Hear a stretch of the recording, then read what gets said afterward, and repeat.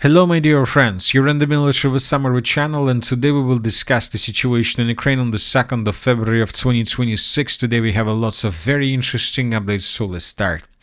So the signals from Ukraine are telling us that most likely in coming days, in coming hours, the Russians may attack the territory of Ukraine with a significant number of drones and missiles. And the thing is that the Russians will do this during the next hours because the Ukrainians are trying to reduce the Russia's capabilities. The Ukrainian Minister of Defense announced the start of the verification process for Starlink terminals in Ukraine. SpaceX is doing this at the request of the Ukrainian side to limit their use by the Russian military. So, of course, if the Russians are not able to use the Starlink equipment, Starlink terminals, most likely this will reduce let's say, total power and total firepower of the Russian missile and drone strikes. So that is why the Russians will try to attack these days before Ukraine and SpaceX finish this process. Another important thing is that the Minister of Energy of Ukraine reports that Kiev is returning to its power outage schedule following yesterday's outage. Another important thing is that Russia is resuming strikes on Ukraine's energy sector, according to the Ukrainian Minister of Energy. The energy ceasefire declared by Russia until February 1 has ended. The ministry is already reporting power outages for consumers in Kharkiv, Sumy, Dnipropetrovsk and Cherkasy regions, which means that most likely before Ukrainians are able to stabilize the situation and before Ukraine and SpaceX are able to finish the verification process and before the coldest winter ends, Russia will attack Ukraine. And as for the coldest winter part in the last 20 years, -31 by Celsius will be in Ukraine from February 1st to 4th, which means today and the next 2 days. Another important thing is that the Russians are waiting for results of negotiations that are going to take place on the territory of Abu Dhabi. And of course, the Russians are waiting that Zelenskyy will make concessions and Ukraine itself will make concessions. But at the same time, Russia called for the second or for the third time to visit Moscow for all possible talks that Zelenskyy wants. Putin-Zelenskyy talks only possible in Moscow, Kremlin spokesperson Dmitry Peskov. Russia remains of the opinion that Vladimir Zelenskyy can come to Moscow if he wants to have talks with Russian President Vladimir Putin. Zelenskyy proposes contacts. Putin said that they are possible in Moscow. That remains our position. It is quite consistent.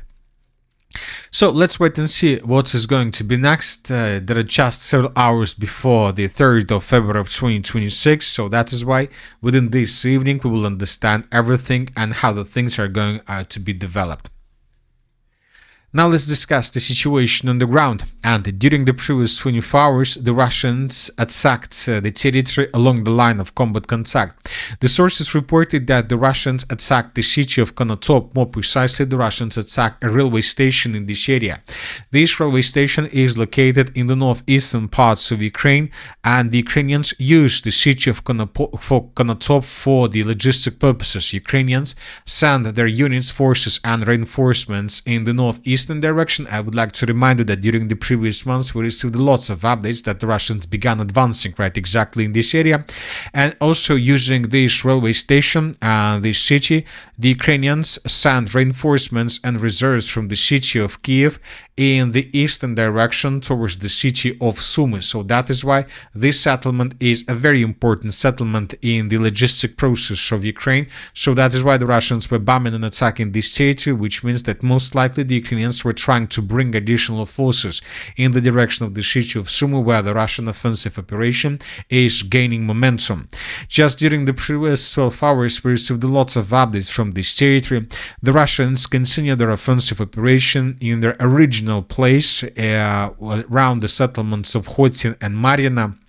In this video, we can see how Russians were attacking positions of the armed forces of Ukraine in this region. Furthermore, we received a report that Russians entered the settlement of Pokrovka, which is located to the southeast of the city of Sumy, and this information was provided by pro-Ukrainian sources, and these are the changes on the ground between the dates. This is the end of the 1st of February, and this is the end of the 2nd of February. Furthermore, I would like to remind you that during the previous days, the Russians improved their positions significantly a bit further to the south, around the settlements of Veselye and Grabovsky, and according to information we have, the Russians are attacking the settlement of Ryasno right now from the east. So, summarizing everything, we can say that the Russians are tasked to establish complete control over the settlement by the name of Krasnopolye, and this might happen probably within the next month or two. This is going to be a very dangerous direction for the Ukrainians, and from these positions and from this configuration, the city of Sumy would be attacked from two sides, from the north and from the east. Furthermore, today several mappers confirmed that Russians improved their positions in the most southern part of the Sumy region. By improving their positions, additional buildings were captured around the village of Lukashevka. So another important attack was carried out by Russians in the area of the city of Kharkiv. This video was published by pro-Russian sources and by the Minister of Defense of the Russian Federation, and here we can see how Russians, as a result of reconnaissance operation, managed to discover HIMARS launching site and with HIMARS systems, and as a result of Iskander strike, this HIMARS position was completely destroyed. We might see this during the first parts of the video. During the second part of this video, the Russians discovered positions of S-300 air defense system, and as a result of another Iskander attack, this system was also destroyed. So the HIMARS system was destroyed to the northwest of the city of Kharkiv, and the S-300 system was destroyed around the city of Zaporizhzhia. Another important attack took place in the area of the settlement of Ternivka. As for this attack, according to information, according to media, the Russians were attacking coal mine, and this is exactly the reason why the Minister of Energy of Ukraine stated that the Russians began attacking the objects of energy infrastructure, and that the energy ceasefire ended. So as you can see, lots of strikes, but most of them were against the Ukraine's logistic, Ukraine's air defense systems and HIMARS systems. So we are not saying that something big was attacked when talking about objects of energy or critical infrastructure, but most likely they're going to happen. As for the Kharkiv direction, during the previous 12 hours, additional changes on the ground were recorded around the Volchansky bridgehead. So these are the changes on the ground between the dates. This is the end of the 1st of February, and this is the end of the 2nd of February. As of now, the Russians are tasked to improve their positions along the river of Volcha towards the settlements in the northeastern parts of Kharkiv region. It seems that the Russians are trying to unite both bridgeheads and to establish complete control over the northern and the southern banks of the river of Volcha, and to establish everything along this red line.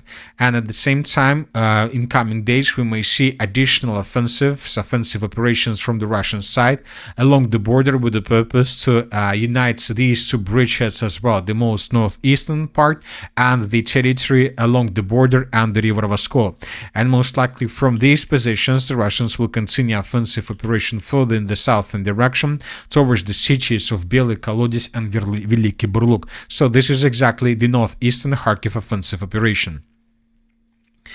As for the Kupiansk direction, small changes were recorded in the area of the village of Kutkovka. This information was provided by neutral mappers. The Russians continue expanding their positions in this region, most likely with the purpose to continue offensive operation in the northern direction towards the city of Veliki Burluk from behind. As for the Slaviansk direction, during the previous 24 hours, a very important update was published by a neutral mapper. According to media, according to different sources, the armed forces of the Russian Federation established complete control over this dense network of the fortifications to the south of the settlement of Zakitna. We're talking about these hills and about this strategical elevation. Currently, there are very heavy clashes for this territory. The Russians are keeping advancing in the southern direction, and both the Russians and the Ukrainians understand that if Ukraine loses control over this territory, most likely the Ukrainians would be forced to fall back from these pockets in the western direction towards the settlements of Alexandrovka and Nikolaevka. As of now, the Russians are attacking this territory with FPV drones, so lots of videos were published from this area. Mainly the Russians are trying to discover positions and temporary deployment points of the armed forces of Ukraine. Especially the Russians are trying to hunt the positions of FPV drone operators of the armed forces of Ukraine, and when they discover this position, they attack these territories immediately using artillery and FPV drones from their side. So there are very heavy clashes, but without huge changes. Another important thing that if we increase the numbers of updates since the beginning of January, we might see probably the biggest number of icons exactly from this area. The Russians are using thousands of drones almost every single day, just with one purpose: to break through Ukrainian defense and to get the Seversky Donetsk-Donbass canal from the east. Now let's move further and let's discuss the situation along the MO3 road. So during the previous day, pro-Russian sources stated that the armed forces of the Russian Federation captured the settlement of Nikiforovka. Based on this report, we haven't adjusted anything. We are waiting for additional updates, but due to the fact that this source is more or less reliable, we believe that in coming hours, this part of the front line would be colored also under complete control of the armed forces of the Russian Federation. And if it happens, then we can say that the Russians are no longer have any barriers to attack further the settlement of Alexandrovka. And basically were the beginning of battle for the settlement of Alexandrovka, we can say that the battle for the Slaviansk agglomeration begins as well. The city of Konstantinovka, lots of changes were recorded in its eastern part. The Russians improved their positions significantly. According to this video was published by pro-Ukrainian sources, and here we can see how Ukrainians were attacking Russian units and Russian forces that were moving through the eastern part of the city of Konstantinovka. Based on this video, we adjusted the map. Furthermore, several pro-Russian and neutral sources confirmed that there is a very huge activities of the Russian forces. Furthermore, we start receiving a lot of reports that Russians, as a result of offensive operation, managed to break through Ukraine's defense belts in the southwestern and in the western parts of the city of Konstantinovka, and that Russians entered the city itself. As of now, we have just lots of geolocations, lots of videos of how Russians were attacking different positions of the armed forces of Ukraine in this area. We're waiting, of course, for additional updates, but very likely that tomorrow or during the next day, the map in the southwestern and the western parts of the city would be adjusted in Russian favor. So it seems that everything along this red line could be colored in red in coming days. The Dobropolye direction. During the previous 24 hours, the most important update is coming from the area between the cities of Rodinska and Dobropolye itself. The Russians, according to the Minister of Defense of the Russian Federation, established complete control over the settlement of Sukhetska. Based on the report published by pro-Russian sources, we have adjusted the map, and these are the changes on the ground between the dates. So there are just several kilometers left for Russians to maintain the line between the settlement of Rodinska and Dorozhnya. And when Russians finish the battle for this pocket around the settlement of Zatishek, only then the Russians will continue their major offensive operation and their major battle for the settlement of Belitskaya.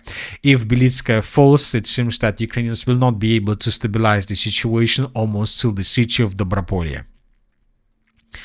The Zaporizhzhia direction. During the previous 24 hours, we received lots of very important updates, and we see that the Zaporizhzhia offensive operation, after a very short operational pause, is gaining momentum once again.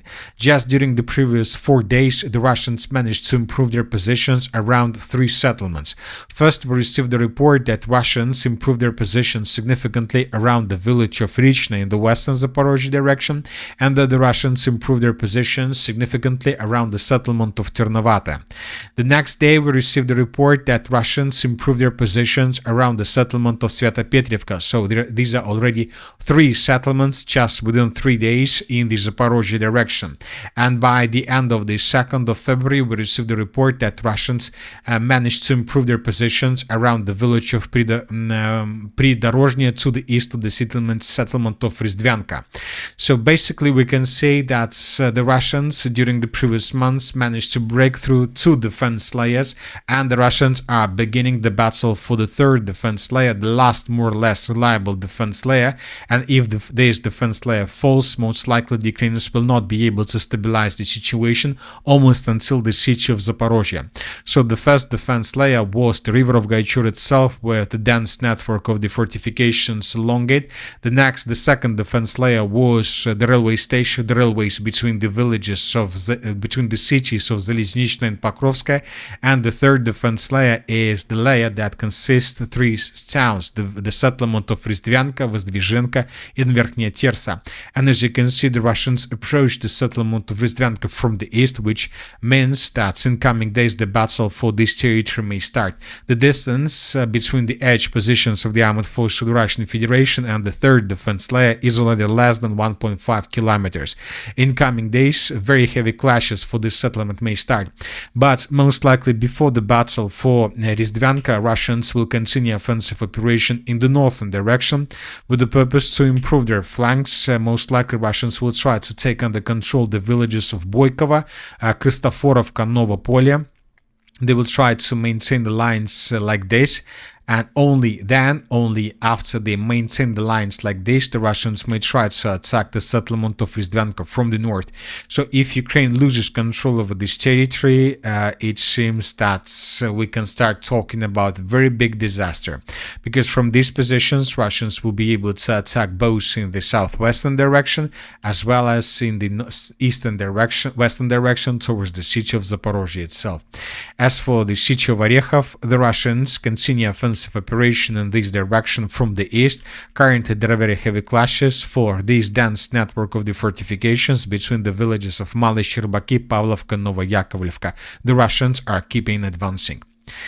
And that's it for today. Military Summary channel reminds to condemn any violence in the world. Thank you for watching. Subscribe to my channel, put your likes, join my Patreon, and have a good day. Bye bye.